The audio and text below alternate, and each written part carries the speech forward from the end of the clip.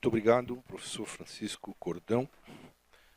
Agora, pela complementação da sua exposição já da manhã, agora a gente vai abrir a palavra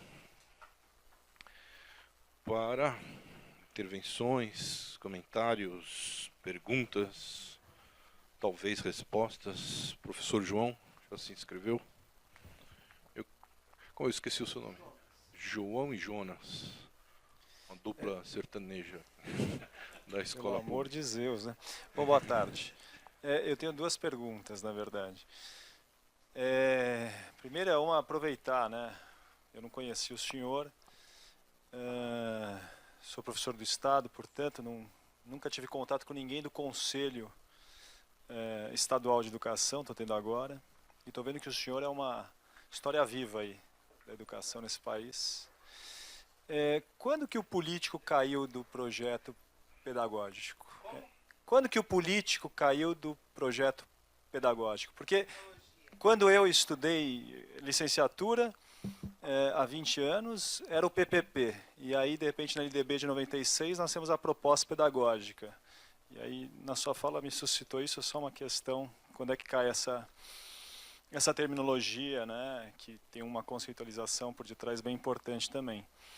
E a pergunta fundamental é sobre, na verdade, o artigo 15º da LDB, que trata da autonomia pedagógica, financeira e administrativa da unidade escolar, que é um dos nossos grandes desafios dos educadores que estão comprometidos com a construção de uma proposta de base junto com a comunidade e que consiga ter autonomia em relação ao sistema de ensino, que seja um diálogo e não uma imposição que venha de cima. Então, existe algum parecer, alguma resolução, algum documento que tenha sido expedido que regulamente esse artigo para auxiliar as escolas nessa educação democrática de qualidade, como o senhor coloca? Podemos passar para o professor Jonas também? Professor Francisco Cordão. Se a gente emendar na fala do professor Jonas, aí reagimos e outras pessoas falam também. Aí tem que anotar. Professor Cordão, a minha pergunta vai mais ou menos no gancho do companheiro João aqui, né? Aposentado que sou de duas redes públicas, municipal e estadual, eu trago à memória justamente quando o senhor cita a questão do artigo 23 da LDB, sobre organização curricular, e eu vejo justamente, o companheiro João deve sentir isso hoje ainda, do impacto entre a vontade do professor, a possibilidade de trabalho que o professor tem e aquilo que ele encontra, a resposta ou o estímulo que encontra da parte da coordenação pedagógica, da parte da direção da escola, da parte da diretoria de ensino e da parte dos órgãos superiores do próprio sistema onde a escola se insere. O que eu pergunto é justamente no sentido da autonomia.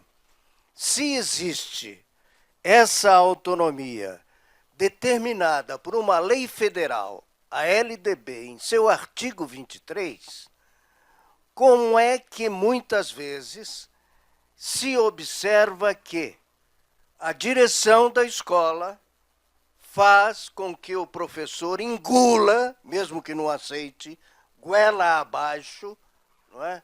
Aquela portaria ou aquela resolução que reza justamente o contrário do artigo 23 da LDB, tá? Tirando a autonomia da escola e tirando ainda mais a possibilidade de o professor ministrar.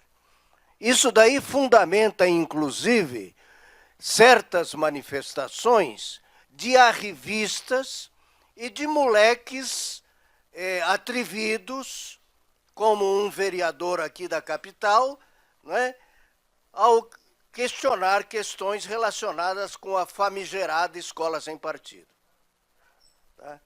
Então, como é que fica, como articular justamente toda essa questão, essa autonomia, como fazer valer essa autonomia e essa possibilidade de organização curricular democrática que estão previstas na LDB, como fazer valer isso mediante a pretensão ou então a arrogância autoritária de muitas autoridades de vários sistemas, e dentro da própria escola, inclusive. Obrigado, professor Jonas. Passamos a palavra ao professor Cordão novamente, depois a gente circula. Quem quiser falar, levanta a mão, a gente mantém uma sequência. Pois não, Cordão. Primeiro a questão de quando saiu o político da legislação. Na legislação ele nunca entrou, para ser bem. Ou entrou. Na legislação do governo militar tinha o político pedagógico, certo? Na época da educação moral e cívica e estudo de problemas brasileiros. Como? Lá tinha a questão do político pedagógico. Na LDB fala de proposta pedagógica. Aliás, ele nem fala projeto. Ele fala proposta pedagógica do estabelecimento. Depois, lá na frente, ele usa que essa proposta pedagógica consagrada pelo estabelecimento é projeto pedagógico. Ele usa a expressão projeto pedagógico, mas essencialmente é proposta porque está em contínua reformulação.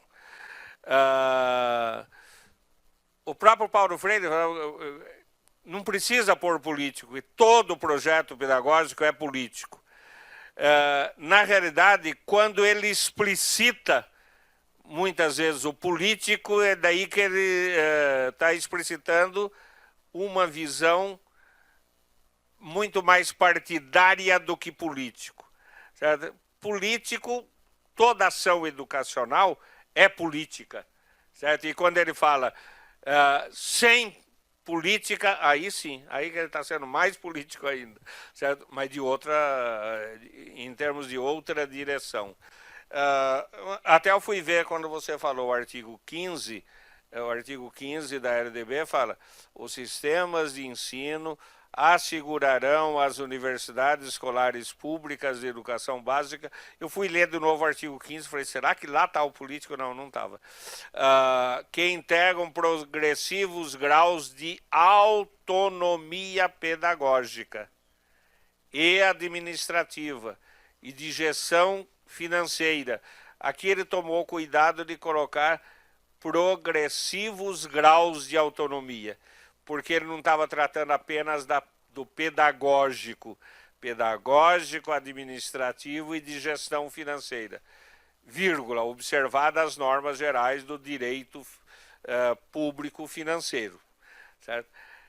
Quando no artigo 12, que ele estava tratando apenas da dimensão pedagógica, ele simplesmente colocou elaborar e executar sua proposta pedagógica. Essa é a primeira incumbência da escola, elaborar e executar a sua proposta pedagógica. É a expressão da autonomia da escola. No Conselho Nacional de Educação, no momento da definição das diretrizes, o Conselho foi, aspas, convencido, especialmente por Concede, Undime, etc., que reúne os administradores de educação no nível dos estados e dos municípios, a incluir escolas ou rede. Dizendo, e o argumento principal é: eu tenho que fazer concurso público, porque daí a lei exige concurso público para professor. Certo? Então, eu não posso estar mudando o currículo do ponto de vista de disciplinas que podem ser atribuídas ao magistério dos professores a toda hora. Tem que ter, embora no artigo 15 fala garantindo as normas gerais do direito financeiro, não fala do direito administrativo, de concurso público, etc. Então, daí o Conselho, eu mesmo incorporei nos meus escolas ou rede. Mas não escrevi o contrário, rede ou escolas, certo? Porque a LDB fala em escolas. Certo? Na medida em que tem a escola, e aí eu parto para responder a segunda pergunta, na medida em que a escola tem projeto pedagógico, na medida que a escola define com seus professores, com participação da comunidade, envolvendo, certo, a cidade educativa que é a escola, na concepção de um projeto pedagógico coerente, contextualizado em relação à própria localidade onde ela está situada, valorizando os direitos de aprendizagem, valorizando assumindo compromissos em relação àquela comunidade de aluno, etc., dificilmente vai ter alguém que vai... não estou dizendo que não acontece, mas dificilmente vai ter coragem de fazer engolir uma proposta descontextualizada. Pode até fazer, mas vai pensar 2 vezes antes de fazer, certo? Quer dizer, porque tem uma proposta... A Helena trabalhou um tempo agora no SESC. Quando saiu a reforma do ensino médio, eu estava dando uma assessoria para a Escola SESC de Ensino Médio do Rio de Janeiro, o Menezes já esteve lá,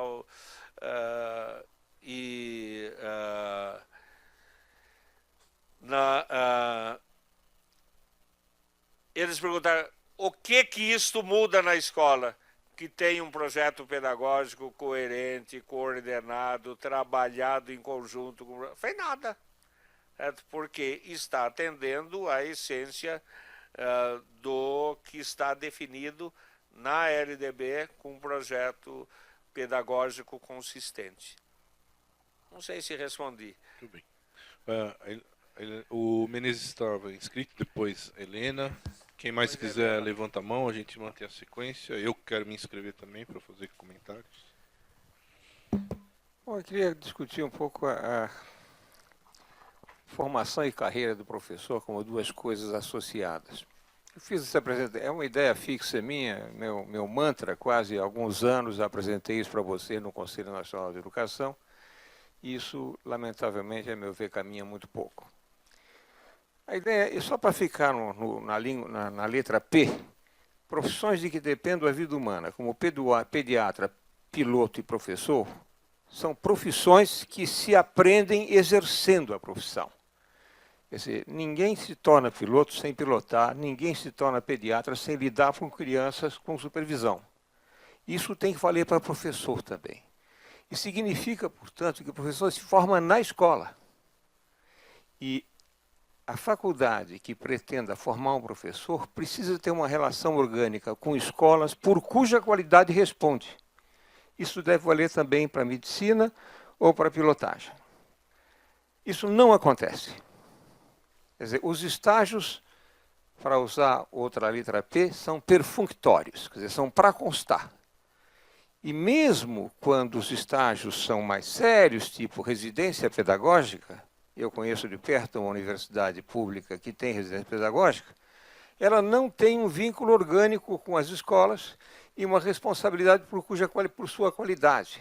Então, o estagiário ou o residente volta para a faculdade para falar mal da escola, porque lá está acontecendo isso, aquilo, etc., porque a universidade, a escola, a faculdade e a escola não têm um vínculo de corresponsabilidade. O que deveria acontecer é uma determinação formal e legal que só pode formar professores quem tiver um conjunto de escolas por cuja qualidade responde, onde a residência será feita. Essa legislação não existe.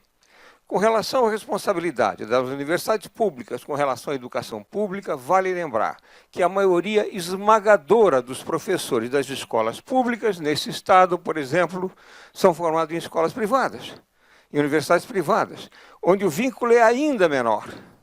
Aliás, eu tenho ouvido queixas de dirigentes de faculdades privadas da dificuldade de ter o PIBID funcionando lá também.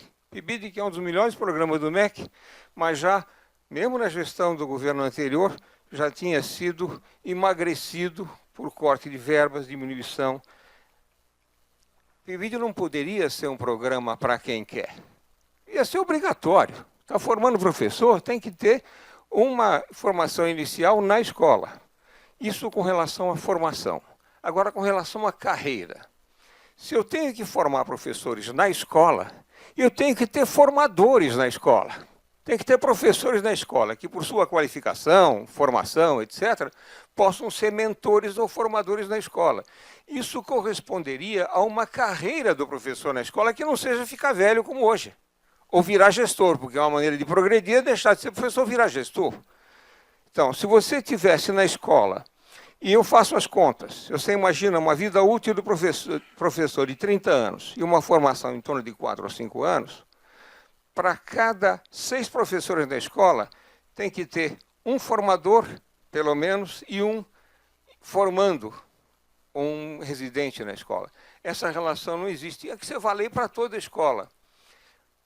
A vantagem de associar carreira e formação dessa forma é que você, ao mesmo tempo que muda a formação, você muda a escola. Porque essa corresponsabilidade entre centro formador e escola faz a ligação entre teoria e prática. Nessa nossa universidade aqui, eu tenho assistido aulas de construtivismo anticonstrutivistas. Quer dizer, o centro discursa sobre o construtivismo, né? Essa coisa assustadora tem que parar na hora que você tiver um vínculo orgânico com a escola onde você tem o estágio. Eu visito escolas públicas e privadas e conheço boas escolas. Eu percebo a boa escola em 2 importantes momentos: o conselho de classe e o conselho de escola. É no conselho de classe que você vai ver, às vezes, que o problema não é do aluno, é de um certo professor. Tá certo? Ou, pelo menos, quando é o problema do aluno, você vai descobrir, esse aluno é bipolar, nós sabemos, a família dele, a mãe é bipolar, etc. Ou seja, quando você tem, o aluno não é um cara 3 de matemática, 7 em português, é um ser humano que é olhado sob diferentes educadores. E no conselho de escola é que o projeto pedagógico existe. Você tem uma proposta que vai fazer no ano e verifica o que dessa proposta foi cumprido ou não e por quê. Sem conselho de classe e sem conselho de escola, não existe escola. Tem juntamento de estudantes e o professor na sua solidão com seus 30, 40 estudantes, porque ele não articula, não há projeto nem de curso, de disciplina, nem de escola. Essas coisas não são regradas. E com relação à autonomia da escola, pega a autonomia, por exemplo, administrativa. Eu conheci escolas aqui pertinho, Vila Sônia. Estava caindo uma laje que podia matar um estudante. Foram feitos vários pedidos. Eu tive que ir à mesa do secretário de Educação e colocar lá uma ameaça para que FDE mandasse o engenheiro lá para verificar isso. O diretor não tem autonomia administrativa e financeira. Uma escola que eu quase adotei aqui, acabou virando escola de referência, tempo integral, ela estava fechando. Tinha uma secretária tão maluca, botou fogo no piano da escola. Pôs fogo no piano. Ela tem nome e sobrenome, chama-se Singuala. Muito singular essa secretária. Tinha uma professora de educação física que humilhava os alunos, praticamente todas as aulas. Levou 5 anos para ser afastada. Ou seja, o diretor não tem nem autonomia pedagógica, nem autonomia administrativa. Ele vai dirigir como? Uma indústria que funcionasse desse jeito teria fechado. A escola não fecha. Essa que a gente salvou lá estava quase fechando por falta de alunos. Tão mal administrada era. Então, eu estou dizendo isso para dizer, não adianta esses regramentos se eles não forem levados a sério. E escola não é uma unidade administrativa, financeira, nem pedagógica. Ela é enquadrada e não lhe dão autonomia para tocar a escola. E eu estou falando do gestor, muito menos professor de matemática. É quase um desabafo, Cordão, mas em todo caso você conhece essas minhas ideias há muito tempo e eu não sei como implementá-las. Bom, já dá um bom adianto. Helena Singer. Bom, queria aproveitar essa oportunidade de colocar duas questões que realmente eu não tenho resposta e acho um privilégio ter a oportunidade de poder te ouvir a respeito delas. E me desculpar se alguma delas já foi tratada de manhã, que eu tive que sair na hora do debate. A primeira é em relação à base nacional. O debate ficou polarizado entre ter base e não ter base, com um posicionamento forte de que ter base é melhor do que não ter base nenhuma. E um outro posicionamento que é melhor não ter base nenhuma. Hoje, a gente tem uma base que, como disse o professor César Caligari, é um retrocesso na área de história e ousaria dizer que em todas as áreas. Mesmo que eu não tenha capacidade de entender muito do que está ali, como o professor Nilson, mas eu acho que isso é um retrocesso, porque estamos falando do ensino fundamental. Então, nós que somos formados, que temos vários níveis universitários, não somos capazes de entender um currículo do ensino fundamental. Qual que é o propósito disso para as crianças brasileiras? Né? Que elas aprendam alguma coisa que sequer os brasileiros estudados conhecem. Então, eu queria te ouvir sobre isso. Ter uma base, mesmo que ruim, é melhor do que não ter nenhuma base? Qual que é a sua visão sobre como ficou o debate nesse período todo? E a segunda pergunta é sobre a composição e o papel dos conselhos, tanto o Conselho Estadual quanto o Conselho Nacional. Eu vejo o imenso trabalho, a importância do trabalho que esses conselhos têm, fundamental, e a importância de ter pessoas como o senhor nesses conselhos, que têm total domínio da história, da filosofia, da educação brasileira. Mas não teria que ser um espaço mais participativo, que os professores, que os estudantes tivessem acesso, conhecessem, não sei. Eu fiquei, no período em que eu estive mais próxima do MEC, um pouco dividida entre o Conselho Nacional e o Fórum Nacional de Educação. Será que não deveriam ter alguma sinergia? Porque o Fórum é uma instância de representação de várias instâncias da sociedade. O Conselho é de pessoas nomeadas. Será que a legislação, a regulação, os marcos regulatórios do país não deveriam ser também feitos por instâncias que representam os setores que influenciam na educação no país? São questões mesmo, dúvidas que eu tenho. Gostaria muito de ouvir a sua opinião sobre isso. Passamos para o professor Cordão, depois retomamos com o Rosângela. Pode, claro. Ele disse que pode. Vou pegar uma carona mesmo. Vamos, pegue. É o seguinte, diante das colocações que a professora Helena fez, né, é melhor uma base ruim do que base nenhuma.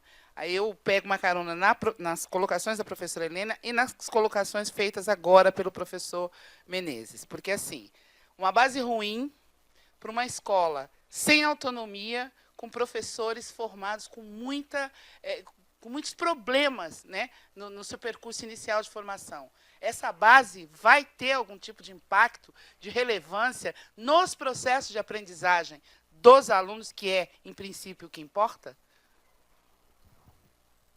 Professor Cordão. Pois sou eu. Vou começar pela sua. Claro, se o ponto de partida que eu utilizo é base ruim, escola sem autonomia e professor despreparado, aí tá bravo, hein? Certo?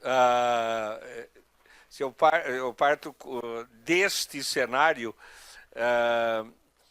eu trabalhei com um grupo de educadores há um tempo atrás aqui, que a gente estava discutindo os cenários para a educação brasileira em 2032.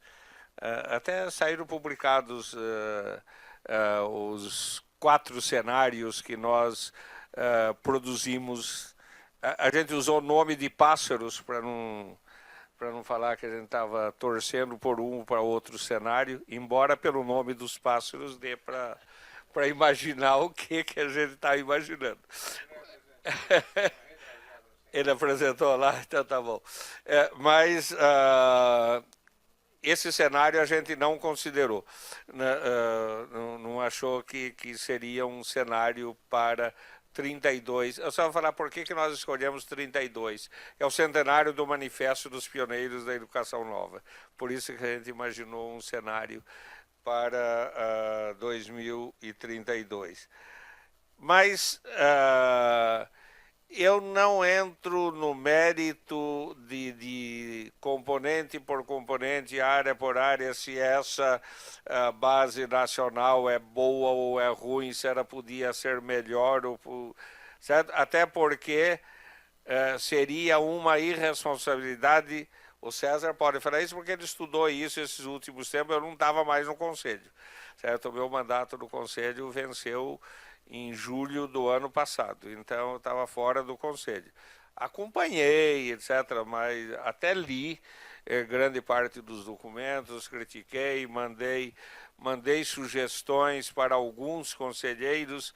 Teve um conselheiro que escreveu para mim assim, obrigado pelas suas sugestões e tal, porque você acabou sugerindo mais do que muitos conselheiros. Eu falei, eu não estou interessado em saber quem sugeriu mais, quem sugeriu menos, mas estava dando a minha contribuição.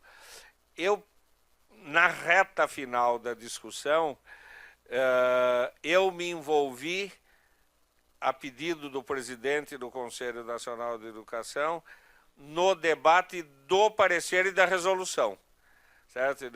Do que estava sendo consagrado no parecer e da resolução. Me envolvi no debate, mas não sem nenhuma responsabilidade, como mero palpiteiro, certo? E em alguns momentos ajudando a costurar e buscar pontos de convergência entre os vários pareceres dos conselheiros. Só foi... E a minha sensação é de que o documento aprovado pelo Conselho Nacional de Educação, como parecer e resolução, foi o melhor documento que poderia ser produzido neste momento. Claro que a base não é a base dos nossos sonhos, mas ela também não é o currículo inteiro, certo? Ela apresenta referenciais, mas não é camisa de força. Ela respeita os artigos 11, 12 e cita formalmente isso na resolução, nos termos dos artigos 11, 12, 23 da LDB. O que significa que o que está lá dividido por séries, etc., se a escola julgar que aquela distribuição não é a melhor, inclusive considerando a realidade geográfica, local, etc., daquela escola, ela altera, certo? Mas o que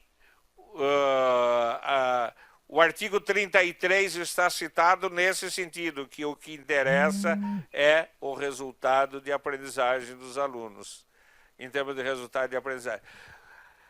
Agora, não pode, o que não pode é direito de aprendizagem não ser garantido. Ele tem direito a aprender a ler, escrever, elaborar textos com complexidade compatível com a série, se fazer entendido, entender, etc. Então, isso tem que ser garantido, certo? Numa escola vai ser em 2 anos, na outra vai ser em 3 anos. Esse é uma questão do projeto pedagógico da escola. A indicação da base é que isso aconteça em 2 anos. mas pode ocorrer em 3, mas pode ocorrer em 1. Certo? Eu estudei numa classe multisseriada em que a professora a dona Sinira, tinha orgulho de...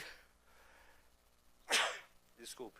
Tinha orgulho de que os seus alunos eram alfabetizados em outubro de cada ano. E ela dava aula para primeiro, segundo e terceiro ano junto. Depois eu descobri que ela usava muito o método lancasteriano aí, que entrou na primeira... Certo? Ela punha os alunos do terceiro ano para ajudar do segundo para ajudar o primeiro, ela fazia uma festa dentro da classe e todo mundo aprendia bem, certo? De maneira articulada, etc. Então, depende de como esse assunto é trabalhado. Agora, então, não sei se a base é boa, é ruim ou péssima, se vai ser melhor ou vai ser pior. Eu acho, aí é achômetro, que ela vai ajudar. Eu não sei se é achômetro ou é torcida, certo? Mas eu acho que ela vai ajudar no desenvolvimento de propostas. Agora, a própria resolução do Conselho, ela prevê uma revisão da base daqui a 5 anos. Certo? Com 5 anos de... isso está na resolução. Daqui a 5 anos de funcionamento da base, certo? Ela vai passar por uma avaliação do ponto de vista de sua eficácia, isso inclusive com apoio do INEP, etc., de maneira articulada. Ela exige uma articulação entre os sistemas, esse regime de colaboração, entre o sistema nacional, sistemas estaduais e sistemas municipais. Undime e Concede participaram ativamente desse esforço de debate. O Fórum Nacional de Conselhos Estaduais de Educação e a UNCM, que reúne os conselhos municipais, com menor intensidade do que Undime e Concede, também participaram. A previsão é que haja um incremento dessa participação, até porque a própria lei do PNE coloca que o Conselho Nacional de Educação como um dos órgãos avaliadores do desenvolvimento, de monitoramento do cumprimento em regime de colaboração com o Fórum de Conselhos Estaduais e com os conselhos municipais. Agora, esse é o quadro normativo, né, que a realidade é que vai dizer se realmente isto funcionou ou não, né? A questão do regime de articulação. Eu briguei 16 anos para que isso aconteça, né? E acho que você foi testemunha várias vezes de quanto isso foi discutido no Conselho, a participação, Conselho Estadual, Conselhos Estaduais. Você tem razão. O Fórum tinha que participar mais articuladamente. O Fórum tem 2 representantes do Conselho no Fórum, um titular e um suplente, né, que trabalha muito mais como representantes do que articuladores, e tinha que ser mais articuladores do que mero representantes de um órgão de governo, etc. Então, está claro. Agora, o desabafo do Menezes coincide um pouco com o meu também, com a minha frustração de não ter aprovado o parecer do estágio. Mas que não é só estágio. Concordo, estágio é fictício. Certo? Eu me lembro de que quando eu fiz meu curso de pedagogia, eu fui procurar uma escola pública perto do lugar onde eu morava, na cidade de Ademar, na época. Eu falei, eu quero... fui numa escola... eu quero fazer estágio aqui. A diretora que me recebeu falou, não precisa, eu assino para você. Eu falei, mas eu quero. Falei, não, se você vier aqui vai atrapalhar. Eu assino para você. Eu falei, então tá bom, não quero. Fui no outra. Fui numa outra escola. Daí eu falei, bom, eu vou escolher uma escola mais pobre, porque daí talvez ela esteja mais... fique contente que tem. Eu não estava cobrando nada, eu estava querendo trabalhar de graça, querendo aprender. Eu era estágio do curso de pedagogia. Daí fui procurar uma escola perto de onde morava a minha namorada. Falei, tá bom, não pode ser onde eu moro, onde é perto da... E daí, Dona Rosa, que me recebeu, o nome da diretora na Barra Funda, na época, falou, nossa, que bom, você quer fazer estágio aqui? Você está fazendo pedagogia? O que você está estudando? Né? Comecei a discutir com ela o que eu estava estudando. Falou, se eu marcar uma reunião com os professores para sábado que vem, você vem aqui para expor o que você está aprendendo lá e como que pode... O que você pode me ajudar? Foi exatamente o oposto. Né? Daí eu fui, discuti com os professores, me abriram sala de aula, assisti aula, participei de planejamento de aula, critiquei a aula dos professores, eles criticaram que aquilo que eu estava aprendendo era besteira, mandaram eu, deram espaço para que eu desse aula e provasse para eles que a minha proposta era melhor que a deles. Né? Foi maravilhoso. Né? Depois, no final, quando ela atendeu, falou, nossa, eu vou assinar que você fez 3 vezes mais. Eu falei, não, põe o que está aí. O professor não vai acreditar que eu fiz mais do que isso mesmo, então põe o que ele pediu. Vai. Certo? Mas era nessa perspectiva que eu estava querendo que... Claro, por exemplo, a Faculdade de Educação da USP tem o Colégio de Aplicação. Né? Mas eu queria que todas as escolas de licenciatura, entre aspas, tivessem o seu colégio de aplicação. Eu coloquei em termos de acordo de parceria com escolas da região, etc. Eu usei a expressão adotar a escola, né? que a faculdade devia adotar 1, 2, 3, 10, dependendo do volume mas não passou, então não existe.